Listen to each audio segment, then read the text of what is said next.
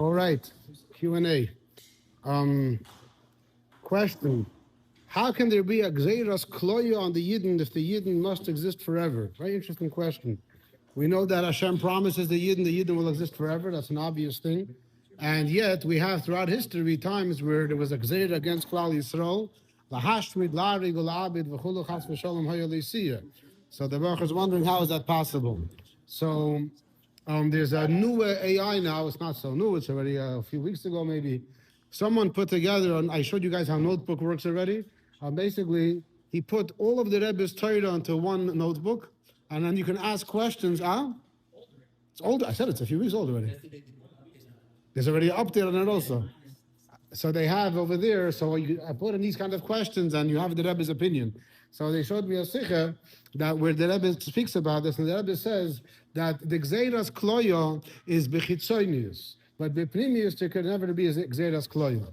So what does that mean? That means that bechitzonius, from a world perspective, the world seemed to say that lashmidat ladigul abud, and milamaila also bechitzonius, it so to speak agreed to a certain extent for that threat to come out there, because the yiddin, whatever the Gemara says, nischayvu senim shal Yisrael kluyah. So that's why it was put up there. But it was obviously never going to be in a real kind of way. But the whole purpose was for the yiddin to be scared and to be nis'eder l'tshuva, like it always ends up happening.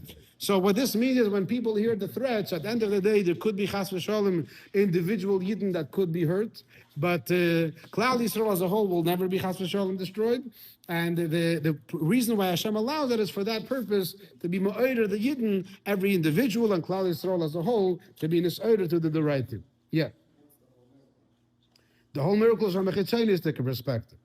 And the Rebbe always says that the Yiddin survived as teva. Golus is not normal. Gugula is normal. Right? Can you do the Rebbe sichas on the subject? So that over here, it's obvious that that's what it's supposed to be. Like, what's the chiddush that we had just now in Yemin? Tiferes does good. What's the chiddush? It's for the chiddush because I don't see Tiferes. I see a little child that's very successful. But the Pnimis is talking it's no pella. All right, next question. The thing that your tzitzis cannot be touching your body, is that only for wool or for all fabrics? So this that tzitzis cannot touch your body is not such a simple rule, meaning it's not necessarily true. This that people don't wear tzitzis directly on their body is because of a different halacha. The halacha is that only a beged that's for a beged is chayiv and tzitzis. What does a beged mean? A garment. What's the point of a garment? The point of a garment is for you to make you look presentable. An undershirt, what's the purpose of an undershirt? As you all know, when you put your undershirts in the wash, if you have, some of you have sleeveless undershirts. But those of you that have long undershirts, the patch underneath is what color? Yellow, orange, purple, yeah? It's usually not white the way it was when you bought it the first time. Oh, so the reason why your shirts are, it's only those that their shirts are like this because they have sleeveless undershirts. If you have sleeveless undershirts, then it's going to go through to your shirt. Some people, he doesn't have. You have both, and it goes through both of them. Baruch Hashem, you have a lot of hashpah coming out. The purpose of an undershirt is. The purpose of an undershirt is to absorb sweat. That is the purpose of an undershirt. It's to absorb sweat, and therefore, halachically, it's not considered a beged. So that's why undershirt tzitzis that people wear, besides the fact that I never saw wool type, which probably that doesn't exist. There's no wool of them. Besides the fact that it's not wool, another issue is that because it's on your beged, it's really an undergarment. It's really there to absorb sweat. So potentially, it's bechlal not chayiv in the mitzvah. Now I heard from somebody once, I didn't see it inside ever. I looked for it. That also pi Kabbalah, it's not supposed to be on your body. But that and the Psky which brings everything, I didn't see that. So, B'meila, back to the question. This that tzitzis should not be in your body is all materials. Now, sometimes, if a person is working out or whatever, you can walk out of the pool and you put on your tzitzis directly on your body, it's fine. Because for those few moments, it's not. I'm not doing it now as an undergarment, to absorb sweat. I want to wear tzitzis now. So my understanding is perfectly fine to wear tzitzis on your body not all the time, just like for a few moments here and there. It's the mitzvah of tzitzis, not not a chisaron. It's only when it's designed to be an undergarment, and in that case, it makes no difference which material would be used. I'm sorry? So undershirt is b'chal is a problem based on what I just explained. Yeah? Oh, you again? No, I'm not talking. Go in front of me. Okay.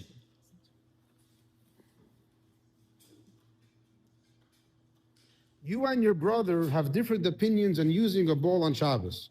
Can you two discuss and come up with one answer? I don't know which brother you're talking about, but all of my brothers are more learned and knowledgeable than me. So whatever they say, they're probably right. And like I said many, many times, the purpose of this year is for entertainment purposes only. It's not for halacha l'maisa. And therefore, I'm just sharing you my opinions and what I learned a little bit. And halacha l'maisa, even my brothers, as much as they're knowledgeable, they're not rabbanim. And therefore, even they're not going to pass on halacha l'maisa most of the time. And you'll have to go to Rav. So maybe they shared a different opinion.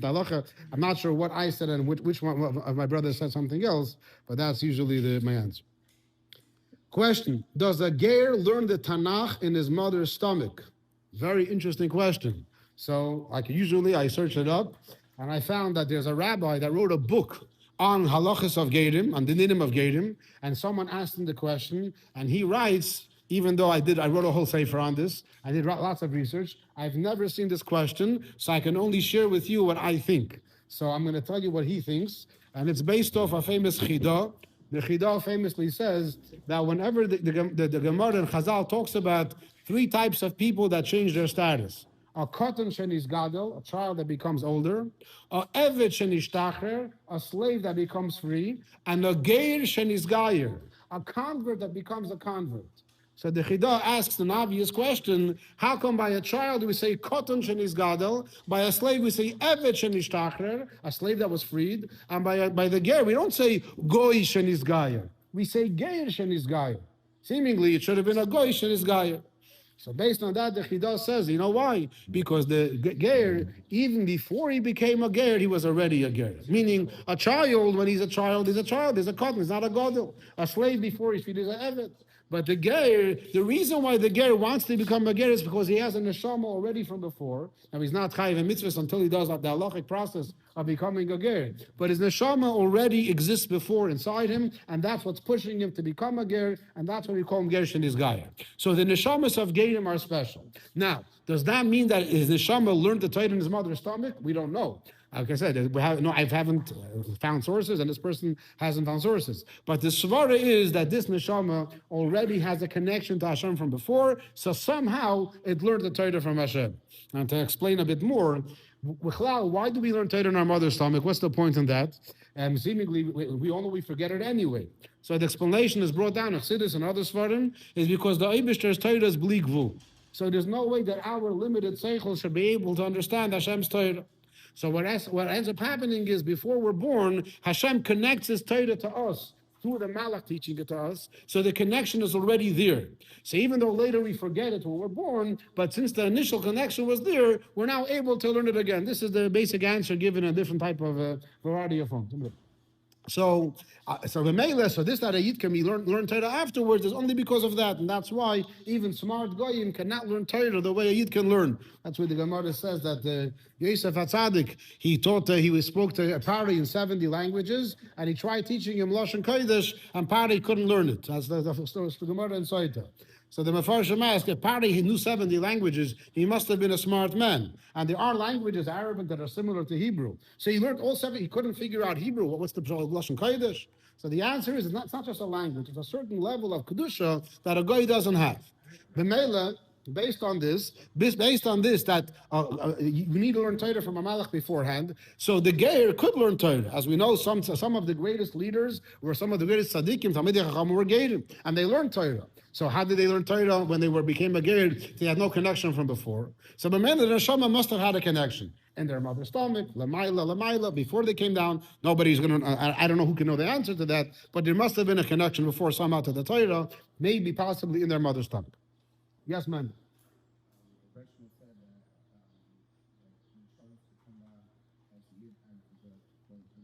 Yeah. Yeah. So maybe if he's a ger, there used to be a yid, And now it's Gilgul, so you learned it the first time around. But then you're now introducing another shayla. By a Gilgul, the second time you come down, do you learn the Torah again the second time? That's basically be the question. If the answer is no, only the first time, then your answer is a good answer. But if the answer is you learn it every single time for you're born again, which I would think that's the pshat, then it would be, I think the question would still stand. Ma Marta? Yes, sir.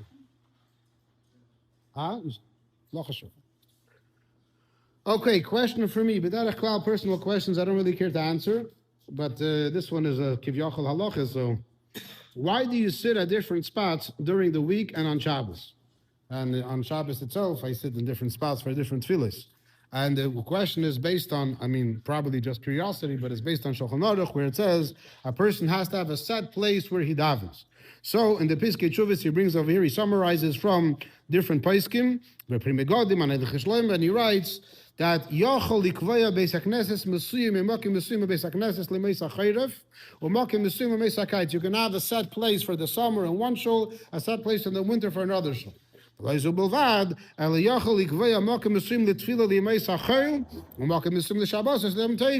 have a set place for your weekday davening and a set place for your Shabbos davening.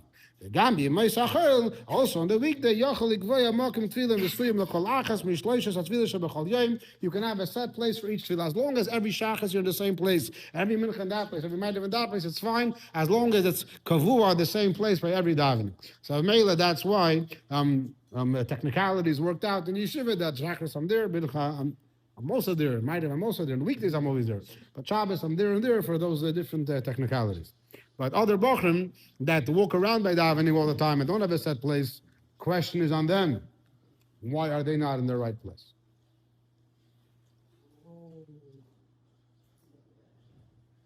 Question. If you go across the sea, do you say Merid Atal or Merid Ageshem if it's different from where you came? So this question doesn't apply to Merid Atal and Merid Ageshem because Merid Atal and Mashiv Aroch and Merid Ageshem, everybody in America and in Eretz Yisrael in the world start at the same time. We all start saying Merid Atal on Pesach. We all start saying Mashiv Aruach and Shmini Atzeres. However, the question is applicable to the same Talomot Livracha, not the same bracha. Everybody starts the same bracha at the same time by Pesach, but the same Talomot, there's a difference. In Eretz Yisrael, they start saying the same Talomot on Zayin Cheshvan, and in Chutz La'aretz, we start saying the same Talomot 60 days after the Tkufa, December 5th, 6th. We spoke about that in the past. So here the question is, if someone that's in Eretz Yisrael, and he leaves Eretz Yisrael after Zayin Cheshvan, but he comes to America before, or Chutz La'aretz, before 60 days after the Tkufa. So he already started saying the same Talomot. Should he continue saying the same Talomot, or should he say the same bracha? The same question applies vice versa. Someone is in Chutz La'aretz and is not saying, and he leaves, goes to Eretz Yisrael after Zayin Cheshvan, what is he supposed to do? So there's lots of different opinions, and this sikum lamaisa is that if an Israeli leaves after Zayin Cheshvan comes to America, he should continue asking the Saint Talomot as well, Saint Talomot, even though he's in Chutz La'aretz, especially because it's in the case when his family is still in Eretz Yisrael. However, there is a svara if he leaves Israel before Zayin Cheshvan, and now he's in America when Zayin Cheshvan comes. So here there's an interesting psak where it says that he should only ask for the Saint Talomot by Shomei Atfilo, which the people that live in Australia in the southern hemisphere, where their summer is our winter, and vice versa. So by them it's taka different. They say the Saint Talomot by Shma Kelenu. And regarding again the American going to Israel, so he can ask the way it's in Eretz Yisrael. So if he comes there after Zayin Cheshvan, he should start asking right away. That's more or less, but there's many opinions and many different ways. If he's chazan also, that might change the rules. Rabbi, so if you say different blessing, you're allowed to be... If you say different blessing, Like, say... do you have to daven again? No, do you have to...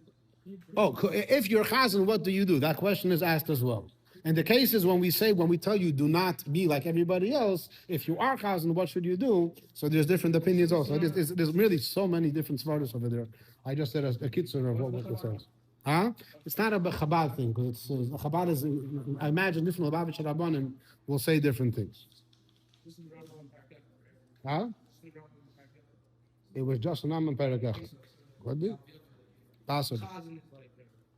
Is a man allowed to shave or pick or wax his unibrow Those that are not familiar, unibrow means when you have one long eyebrow. Most of us have two eyebrows. Some people, their hair grows very, very bushy, and they end up having one eyebrow.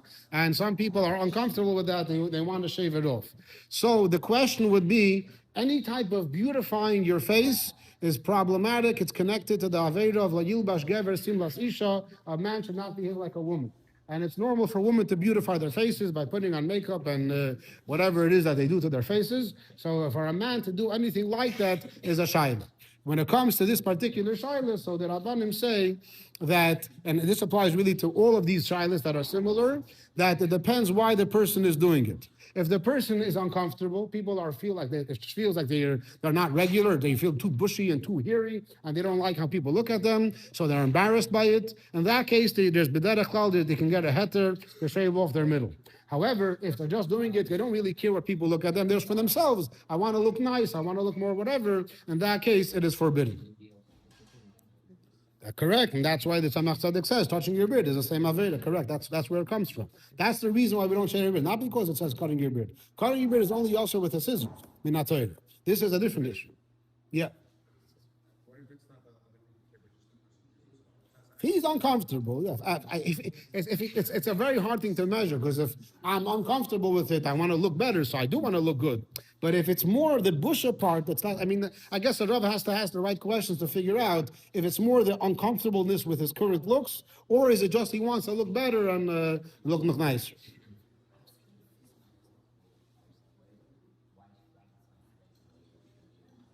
Huh? In the Tzemach Tzedek's Isur, it's possible to say that trimming might not be included. Whatever, it's a big size. In certain acts, we say that they're always going to be usur, and for a person to be embarrassed of a beard, then he should say it's not. Whatever, they should get the same method. I don't know how you're going to work around that one. Huh? There's a svara that trimming is not such a big deal, even according to the Tzemach Tzedek. Huh? The Tzemach Tzedek is it's usur deraisa, but it's possible to say that it's not as bad. Huh?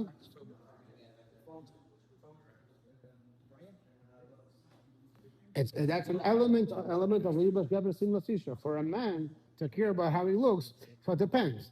If a person looks ugly and he knows that people look at him and he's uncomfortable with his looks, there's a heter for that.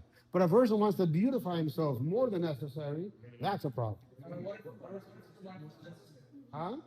Like I said, it's a hard thing to gauge. That's a rebbe has to ask the right questions. It's a hard thing to gauge. It's hard to know. Because it's not normal, he's uncomfortable amongst other people, so it bothers him. Again, it's hard to measure. It's a hard thing to measure. I mentioned in the past, the Talmud that wanted to wax his back. Hair all over his back is uncomfortable. So he told me, I don't go to the pool. I don't take off my undershirt. He's really uncomfortable with it. So that's the case. Some people, whatever. I'm uncomfortable, but I don't mind. Everything has to think they're relevant. The rebbe has to gauge how you feel about it, and he can tell you this is considered being uncomfortable, or this is considered looking to beautify yourself. And based on that, it'll be permitted or forbidden. Yeah. In my opinion, no. When I was about, so that's what he just asked a moment ago. I understand no. I don't believe that. To trim a beard, I don't believe it. What if your wife feels uncomfortable about how you look? That could be a problem. You have to speak to a rav and there's a shlamais counselor and all that. That can be an issue. No, there are situations where people become frum and then their wives don't want them to grow a beard. That could be an issue. Okay, is there a sicha about demanding from Hashem good? So yes, there are many sichas like that. Like I mentioned in this AI, they are whole much amount of mekomis. The rebbe spoke about it many times that you should demand from Hashem good. You should demand from Hashem. Hashem wants us to demand from Him. Hashem wants us to daven, and by davening we should be demanding.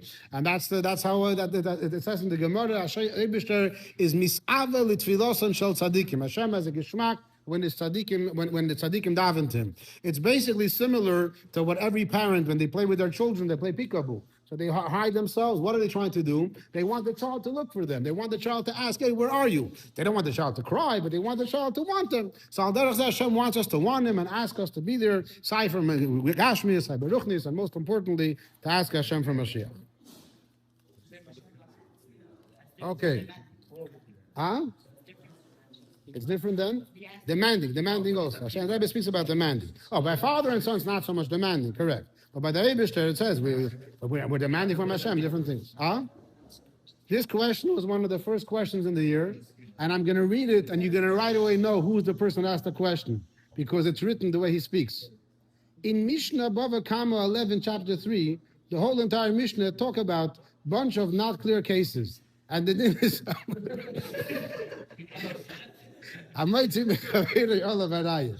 but there's one case in the Mishnah. Questions.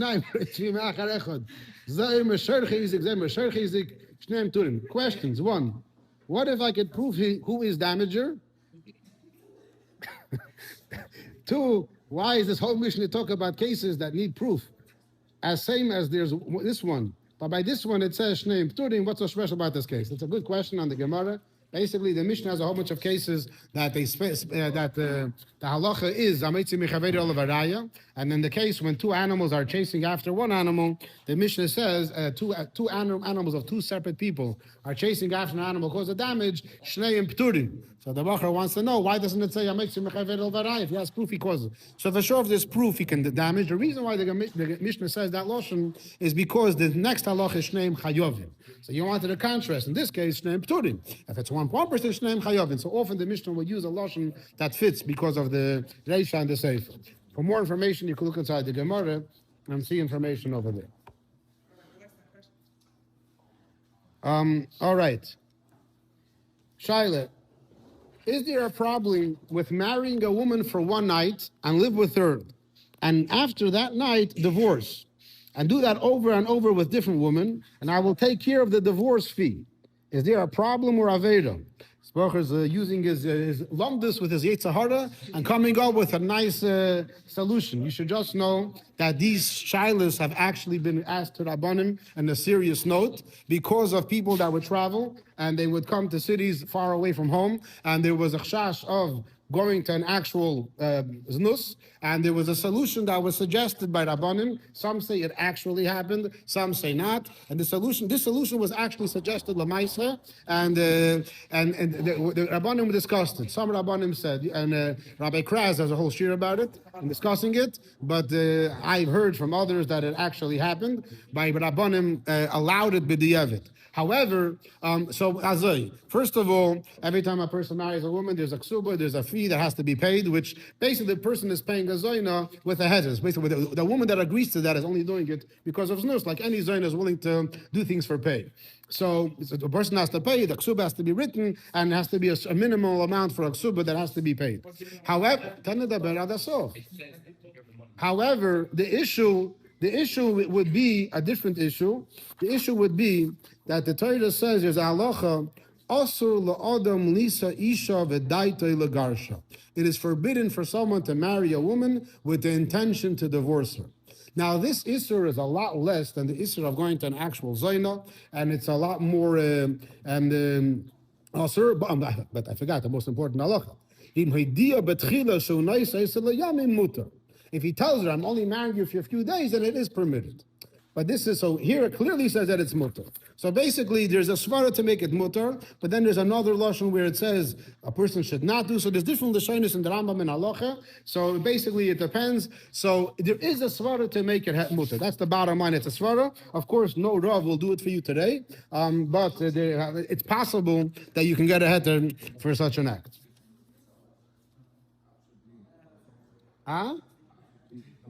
Soldier, yeah, that was the shaila that when the war began, so it said, the brachim that are learning in yeshiva, they said they're mamish like the soldiers.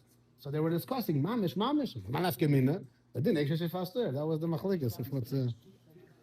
Okay. Question: did the rebbe encourage daf yomi?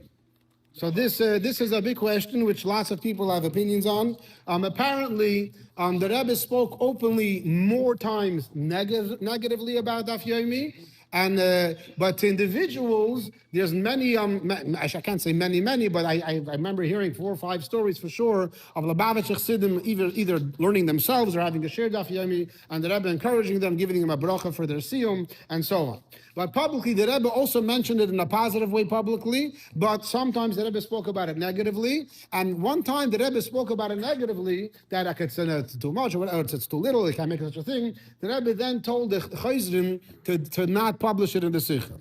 So to understand, when the Rebbe said a sicha of Habrengen, so there was always the Bachrim and Chassidim that it was their responsibility to write everything down. Many people took notes for themselves, but many people did not take notes for themselves. They relied on the main chayzrim, Rabbi Elkan, and the others, that they should write down the notes. Now these Chassidim had directives from the Rebbe how to write things down in what way. And sometimes, the Rebbe would give a directive, this subject that I spoke about should not be recorded anywhere. Should not. So if it's Shabbos, it was easy just to tell them not to write it down. If it was a weekday, if I bring that, to delete it from the recordings. Now they say that some of these people did write it down and do have the recordings, but officially the Rebbe said not to. Now someone can ask, if the Rebbe said not to publish it, why did he say it in the first place? And the Pashas, the answer is that the Rebbe wanted certain people to hear certain things at that time, but it wasn't a lesson for the future. For the future, it's not necessary. So I can suggest that when it came to the criticizing daf yomi, the Rebbe wanted to make a statement for maybe certain individuals, but the Rebbe doesn't want that to be like a future, general message for the future. One at a time. Yeah. The Rebbe is not. You couldn't say that also. I think the Rebbe is not afraid of those kind of things, but you could say that too. One second, raise your hands. Yeah.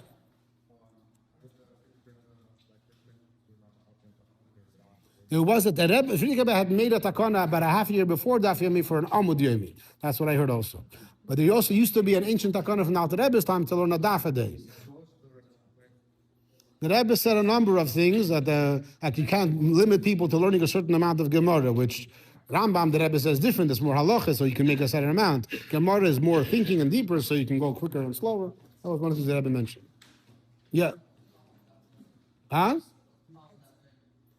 The question, is there a problem with daf yomi? So I just said one svara that the Rebbe mentioned. There's another svara that people said politically, that when daf yomi was established by an organization called Agudas Yisrael.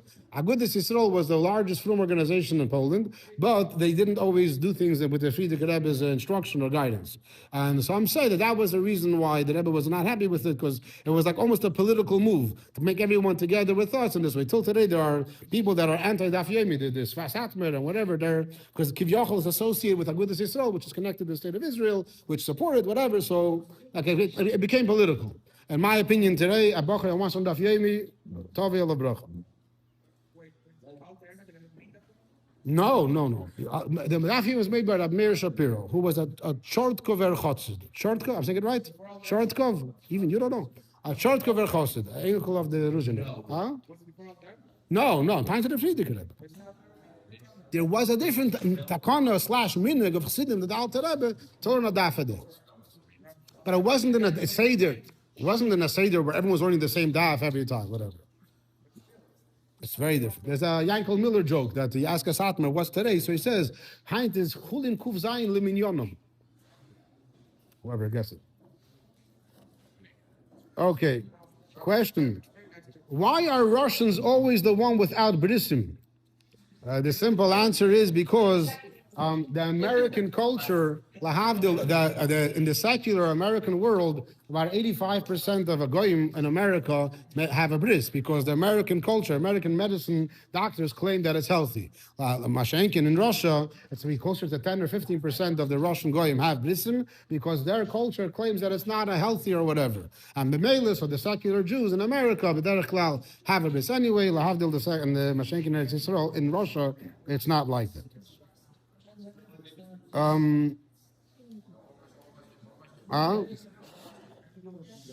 Is it an aveda to take out questions out of the box, to read them out of the Q&A box? Yes. It's an aveda, but worse, if a bachram do that, then other bachram will be uncomfortable putting in questions. So you'll get to see some juicy questions that whatever, but then you might end up losing them in the bigger picture because guys are not going to read them.